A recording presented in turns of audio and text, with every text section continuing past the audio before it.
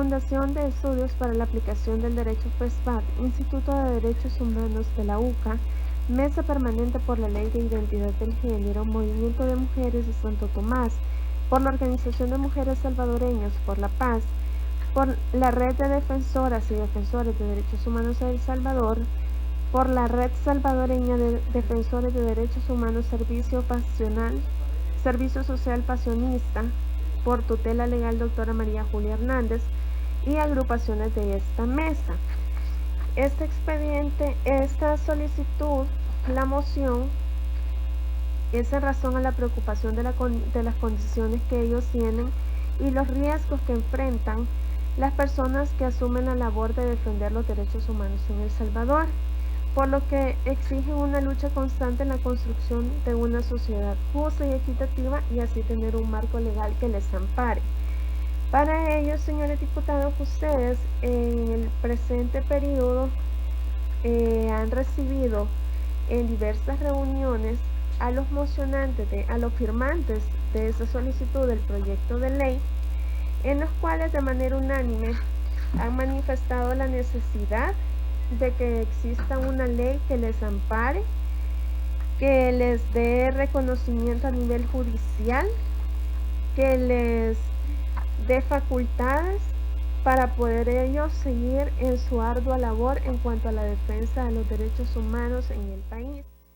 Recientemente ustedes tuvieron la visita de representantes de ProBúsqueda en este mismo tema, y es que ya estaba activo el tema de la pandemia por COVID-2019 en El Salvador, en el cual ellos manifestaban que habían sido violentados por no contar con un proyecto, con una ley que les ampare, salvo tener o contar ya ellos por personas que son con derechos, por derechos humanos, pero que aún así ellos habían sido vulnerados y irrespetados.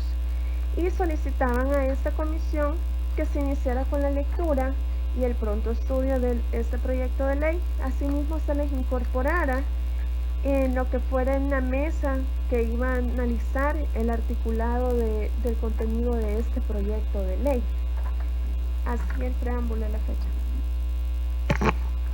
Bueno, voy a leer otra sustitución. Estimados miembros, Comisión de Justicia y Derechos Humanos presente. Atentamente solicito para la reunión de este día se sustituya a la diputada Gisela Herrera por la diputada suplente Telma Hernández, de conformidad al reglamento interno, diputado Charly Jandal, su coordinador del grupo parlamentario del FMLE. Así que bienvenida la diputada Hernández, que va a sustituir a la diputada Gisela de Portillo. Bueno, yo en ese caso de la ley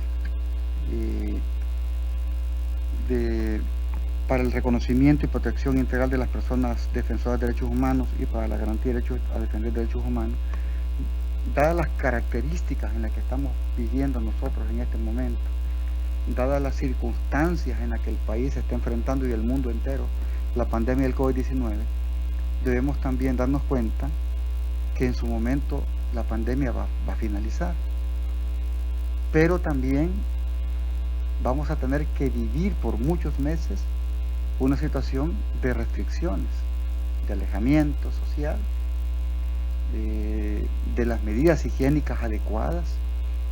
Démonos cuenta que mucha gente ha cerrado sus negocios, que muchas empresas han cerrado sus operaciones, que mucha gente le han quitado su trabajo y están las denuncias correspondientes. Es decir, no es que la cosa ha quedado en el olvido. Los casos, por ejemplo, de denuncia a los derechos humanos que han ocurrido pues, durante estos 65 y más días de emergencia y de cuarentena, nos obliga a buscar mecanismos, tanto en este momento como posterior, de la violación sistemática, en algunos casos, a los derechos humanos.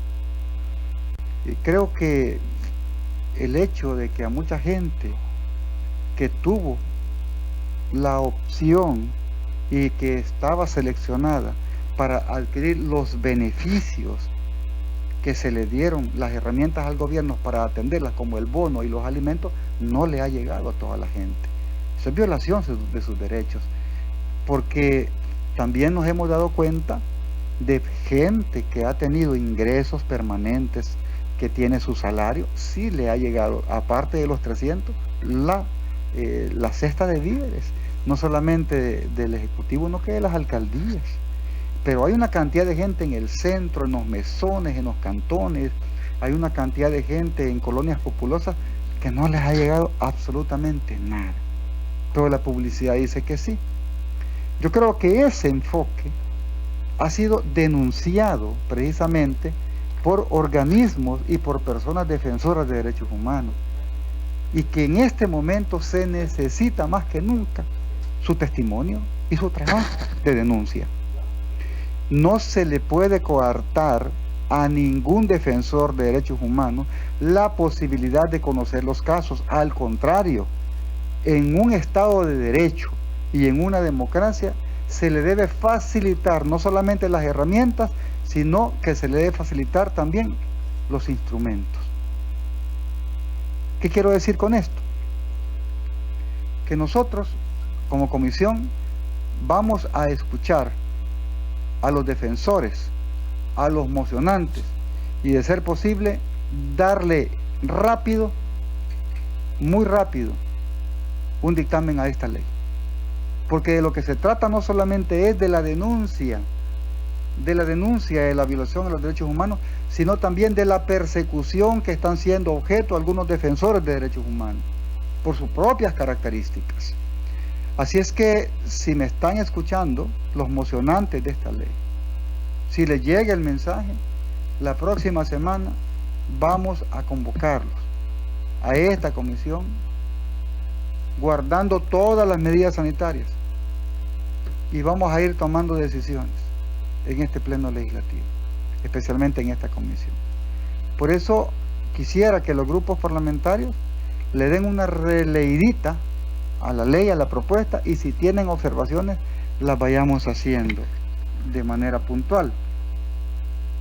Así es que, como el próximo lunes es 1 de junio y es por ley asueto, ¿verdad?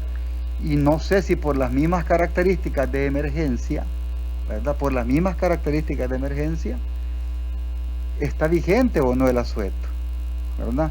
Porque eso debemos de tomarlo en consideración también, porque no hay, es decir, la gente no está trabajando, solamente con las excepciones. Pero sí vamos a pedir que se nos explique si el lunes hay asueto, y en todo caso, pero para mí debemos de darle continuidad al trabajo de esta comisión. Así que si tienen algún comentario, colegas diputados y diputadas, está abierto el micrófono para que también hagamos uso de él. Y les pido que lo hagan.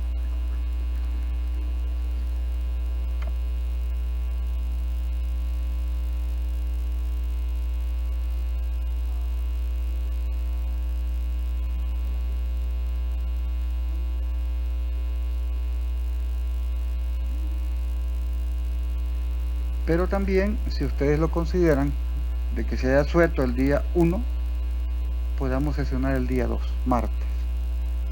Porque realmente estamos en un proceso de emergencia y los derechos humanos no necesitan asueto, ¿verdad? Yo creo que en esa parte depende de ustedes, ¿verdad? Pero sí me gustaría escucharlos. O por lo menos dar una posición.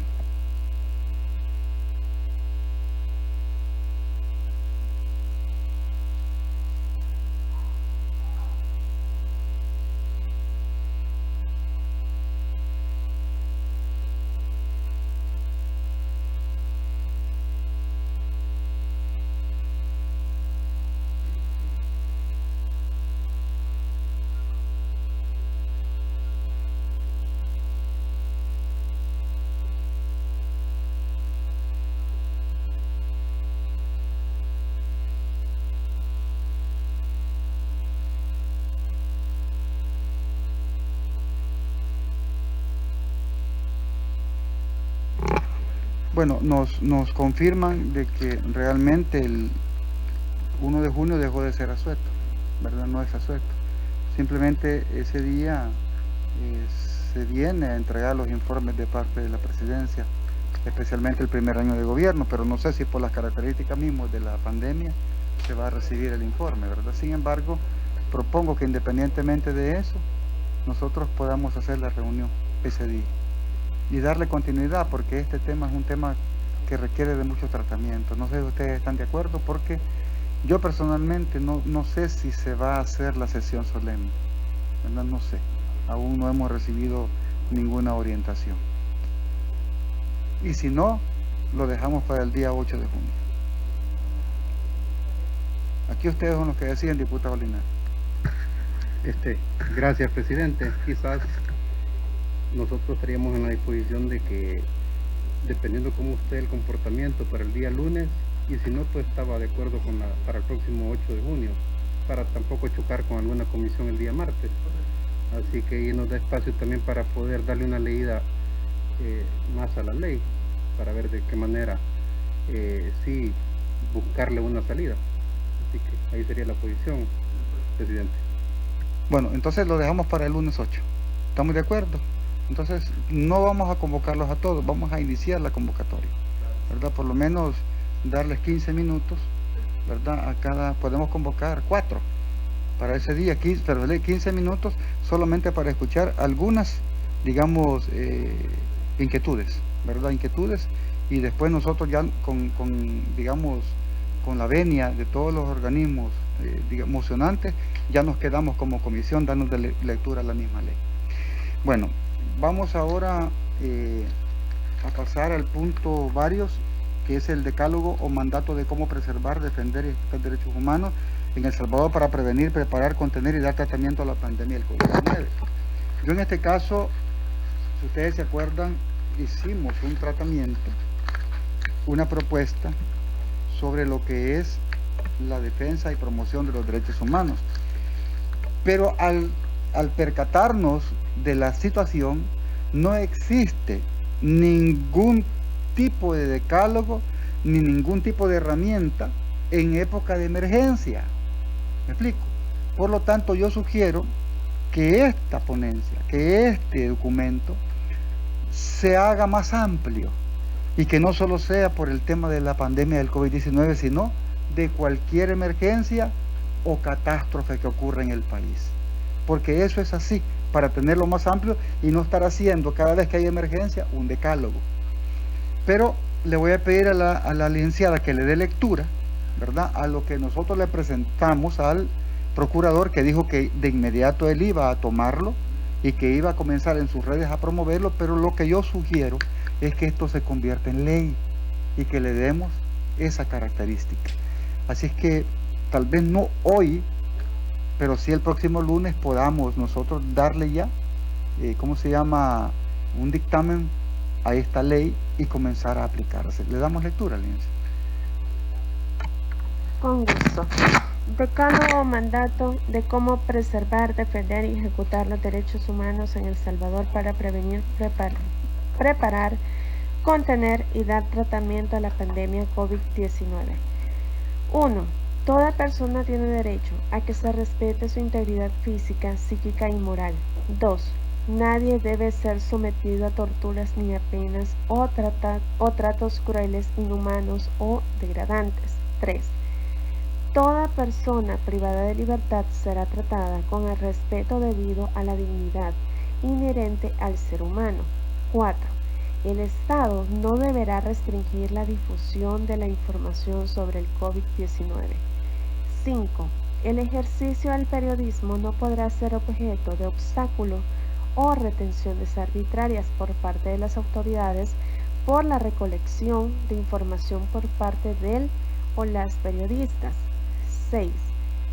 Ante una retención de un ciudadano por estar fuera de su casa a causa de ser el designado para las compras o lo establecido en el decreto de emergencia nacional, el Estado debe actuar respetando los derechos humanos de dicha persona y aplicando el respectivo protocolo de procedimiento durante esta emergencia nacional.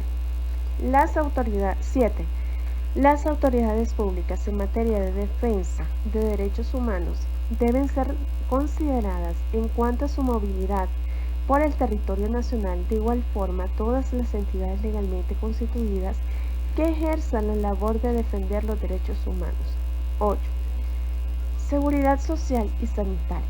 Es la que la sociedad proporciona a los individuos y sus hogares para asegurar que tengan acceso a la asistencia médica, garantizar ingreso económico.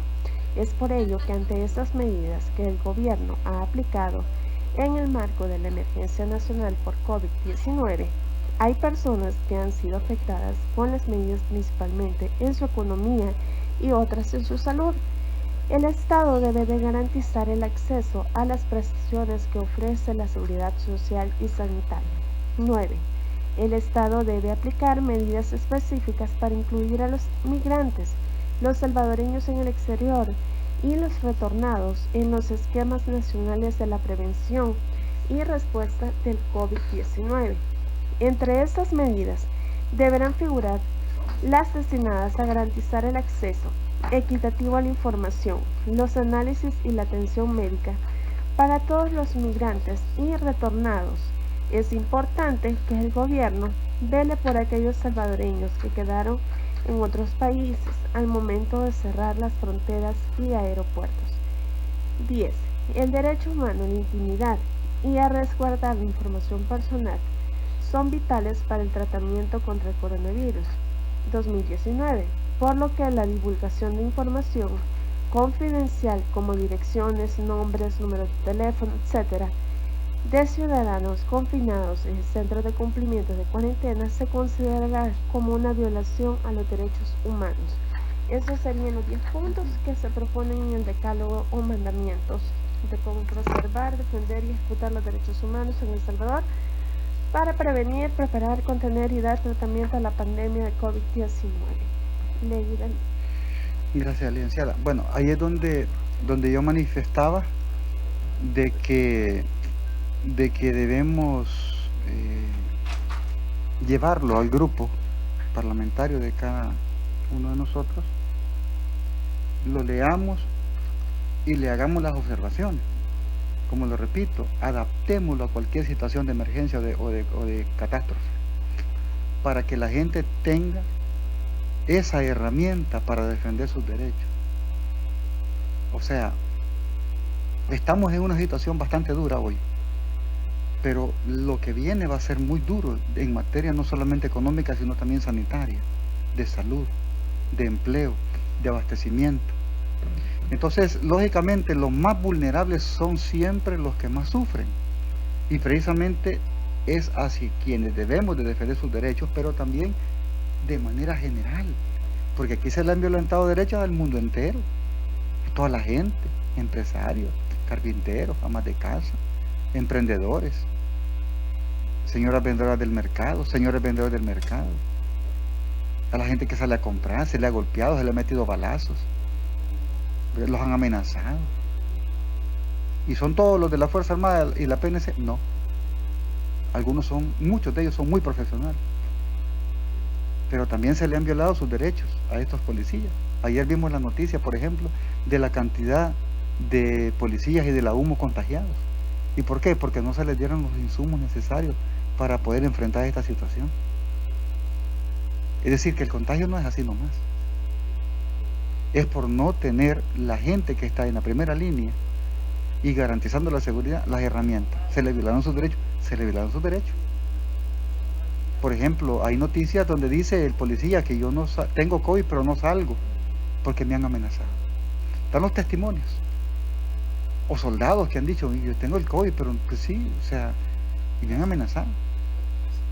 12 miembros del batallón presidencial con COVID positivo. ¿Y cómo siguió eso, pues? Pero de repente sacan noticias sobre la asamblea, y también es una situación de vulneración de derechos cuando se mienten en las noticias o se magnifican las noticias. ¿Quién es el más vulnerado? La gente que no tiene quien la defienda. Entonces yo sugiero, colegas, que le demos prioridad a este decálogo, porque llévenlo a su respectivo grupo parlamentario, pónganle o quítenle, pero el próximo lunes aprobemos, ¿verdad? Como lo repito, no sea únicamente por el COVID, porque es probable que más adelante, como están las circunstancias de la humanidad, venga otra pandemia, de otra naturaleza, quizás bacteriana, o quizás virológica, o no sé, o quizás una hambruna, Incluso en esas vulneraciones también existen riesgos de que la gente se le violen sus derechos. Imaginémonos ahora, por ejemplo, uno se da cuenta, uno vive en el territorio y yo ando repartiendo ayuda en mis posibilidades, pero hay lugares donde la gente no le ha llegado nada y están cambiando ropa por comida. Por Dios santo, es cierto, están cambiando ropa por comida. Esa situación se ha dado precisamente porque no hay una verdadera organización. Ahora me dijeron y me escribieron denunciando lo siguiente: empleados del gobierno a las 3 de la mañana los montan en pick-up y los mandan a las zonas más rurales del país, a Morazán, a La Unión, acompañados de 5 camarógrafos y gente de prensa, porque de lo que se trata es ir a entregar una bolsa y tomarse la mejor foto y hacer la publicidad. Eso está pasando. No hay gobernaciones. Entonces la gente de San Salvador la están mandando a otros departamentos, pudiendo de manera práctica el gobierno nombrar gobernadores y que desde sus regiones comiencen a funcionar los equipos operativos departamentales. Pero no quieren hacerlo porque lo quieren centralizar. No sabemos por qué. ¿De qué se trata entonces la emergencia? ¿De ser el más popular? ¿La emergencia se trata de ser el que tenga más like? No, se trata de solventar la necesidad de la gente que no está recibiendo la ayuda. Es que miren, realmente usted puede decir, es que le dimos a 1.5 millones de hogares. Si fuera cierto, es la cantidad de hogares que hay en el país. Las alcaldías andan regalando alimentos, iglesias andan regalando alimentos, fundaciones andan regalando alimentos, ONGs andan regalando alimentos, el gobierno anda regalando alimentos, pero la gran mayoría no les llega. Entonces, ¿qué pasa? Algo pasa. Me imagino que es más publicidad que realidad. Y por eso el llamado es a aquellas instancias que verifiquen la entrega y que no lo politicen, porque lo que hemos encontrado ahora es una vulgar politización de la ayuda humanitaria. Es increíble cómo están haciendo la manipulación. Investigue, señor fiscal, lo que están haciendo con los fondos del Estado. Investigue, fiscal, lo que están haciendo con los recursos del Estado, porque independientemente que sea préstamo o que sea del presupuesto nacional, es fondo del pueblo. Y nadie puede decir que es de mi bolsa. Así son las cosas. Y por eso denuncio lo que me han mandado, ¿verdad?, a mi Facebook y a mi WhatsApp. Están mandando sin siquiera cubrirse a la gente, a los lugares lejanos. ¿Dónde se han dado la mayor cantidad de contagios? En los centros de contención. Ahí se han contagiado los de la humo. Ahí se contagiaron. Cuando entraron a los albergues, allí se contagiaron. Ahí se han contagiado médicos y enfermeras y personal de salud. Pero dicen que han recibido millones de mascarillas y han recibido más de 28,000 trajes. ¿Dónde están? ¿Dónde están? Los contagios continúan. Ya vamos ya a 2,000. ¿Y quién es el responsable de eso? ¿La Asamblea? No. Y después dicen que la Asamblea no le ha dado ningún centavo partido por la mitad. Y es verdad. Lo vuelvo a repetir, como lo dije el sábado, la Asamblea no es banco, ni agencia financiera. Aquí no se hace dinero. Aquí se hacen decretos y se le entregan las herramientas al presidente y a su ministro de Hacienda para que vaya a buscar los recursos a las agencias financieras internacionales. Así funcionan las cosas. No nos culpen de las situaciones, porque no es verdad. Cuando él dice que no le hemos dado 5 centavos o 1 centavo partido por la mitad, tiene toda la razón. Pero es porque aquí no hay dinero. La Asamblea no es caja de crédito ni agencia financiera. Por eso, en perspectiva, hay que informarle bien a la población. La Asamblea está para dialogar, elaborar leyes y decretos, y por eso este día espero que el delegado de gobierno o el mismo presidente haya venido a la Asamblea a reunión con la Comisión Política para darle lectura a los 2 decretos que ya están en vigencia. Por lo menos se inició la formación del proceso de ley. 1, el decreto transitorio que la Asamblea aprobó, y 2, la propuesta del Ejecutivo, que es exactamente igual a la de la Asamblea Legislativa, con algunas excepciones, pero es igual. Entonces lo que hay que hacer es unir las dos decretos, procesarlo en favor de la gente, y ya esos caprichos, presidente, y ya esos caprichos, algunos miembros de la asamblea también, dejémoslos de lado. La gente está esperando decisiones concretas y claras en favor de los derechos humanos de la población. Así que, colegas, yo creo que debemos ser enfáticos en la defensa de los derechos humanos. Nuestra comisión está para eso precisamente, y lo repito, actuemos.